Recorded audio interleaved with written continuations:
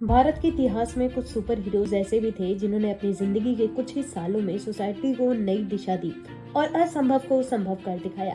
एक ऐसे ही महानायक का नाम आता है जिन्होंने अपनी वफादारी, संघर्ष और बहादुरी से न केवल अपनी कम्युनिटी को अवेयर किया बल्कि पूरे देश को एक संदेश दिया। इस व्यक्ति का जीवन संघर्ष, सेक्रीफाइस और इंस्पिरेशन से भरा हुआ था। ये कहानी उस शख्स की है जिसने छोटे से गांव में भेड़ चराने से लेकर एक मजबूत क्रांतिकारी नेता बनने तक का सफर तय किया। अपनी कम उम्र में ही उन्होंने आदिवासी समाज को एकजुट किया, उन्हें उनके अधिकारों के लिए संघर्ष करने का साहस दिया और ब्रिटिशर्स के रूल्स के खिलाफ भी आवाज उठाई। तो आज की कहानी वाले एपिसोड में आज की कहानी भगवान बिरसा मुंडा की। बिरसा मुंडा झारखंड के ओली हातुक गांव में 15 नवंबर 1875 को पैदा हुए थे, जो एक सिंपल से आदिवासी फैमिली का हिस्सा थे।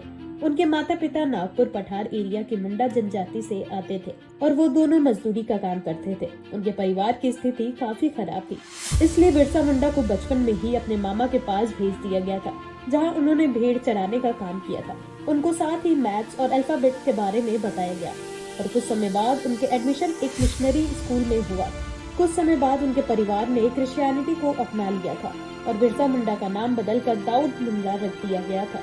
लेकिन बाद में भगवान बिरसा ने ईसाई धर्म को छोड़ने का फैसला लिया और आदिवासी कल्चर और ट्रेडिशन की ओर वापस लौटे।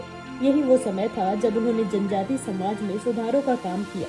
बात है साल 1894 की, जब भगवान बिरसा ने पहली बार आंदोलन में कदम रखा। उन्होंने ये आंदोलन आदिवासी के अधिकारों के लिए शुरू किया था। बिरसा मुंडा ने नया रिलीजन भी स्थापित किया, जिसे बिरसाइड धर्म कहा जाता है। उन्होंने बिरसाइड रिलीजन की स्थापना 1894-95 के बीच की थी और इस धर्म में उन्होंने अपने 12 शिष्यों को धर्म का प्रचार करने की जिम्मेदारी दी। इसके तहत आदिवासी समाज को अवेयर किया गया और उनके शोषण के खिलाफ आवाज उठाई गई। अब बात कर लेते हैं आखिर बिरसा मुंडा कैसे बने भगवान। बिरसा मुंडा ने आदिवासी अधिकारों के लिए संघर्ष किया, एक नई पहचान भी दी और उन्हें एकजुट करने का काम किया। उन्होंने बिरसाइड धर्म की स्थापना भी की। बिरसा मुंडा का आंदोलन सिर्फ धार्मिक और सामाजिक सुधार तक नहीं था, बल्कि ब्रिटिश रूल के खिलाफ भी था। उनका स्लोगन हमारा देश हमारा राज था। ये नारा आदिवासी समाज की ताकत और उनके राइट्स की मांग का प्रतीक बन गया। रांची जेल में 9 जून 1900 को हैजा के कारण बिरसा मुंडा ने अंतिम सांसें ली और जाते जाते बिरसा मुंडा ने लोगों के जीवन पर ऐसी छाप छोड़ी कि आदिवासियों ने उन्हें भगवान का दर्जा दे दिया। आज बिरसा मुंडा को आदिवासी समाज का महानायक माना जाता है, जिन्होंने ब्रिटिशर्स, जमींदारों और जागीरदारों के खिलाफ संघर्ष किया। जब आदिवासी समाज शोषण और गरीबी की चपेट में था, बिरसा मुंडा ने इस समाज को अवेयर किया और उन्हें एक नई दिशा दी। उनकी कड़ी मेहनत और सेक्रीफाइस की वजह से आदिवासी समाज को अपनी पहचान मिली और उनके अधिकारों के लिए लड़ाई शुरू हुई। बिरसा मुंडा बहुत कम एज में ही न केवल झारखंड बल्कि पूरे भारत में अपना नाम रोशन किया।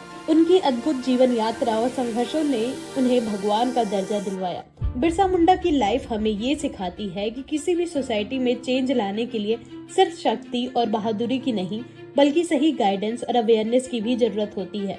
उन्होंने अपनी छोटी सी उम्र में ही ये साबित कर दिया कि अगर किसी को सही गाइडेंस मिल जाए तो कोई भी किसी भी हालात में बड़ा चेंज ला सकता है।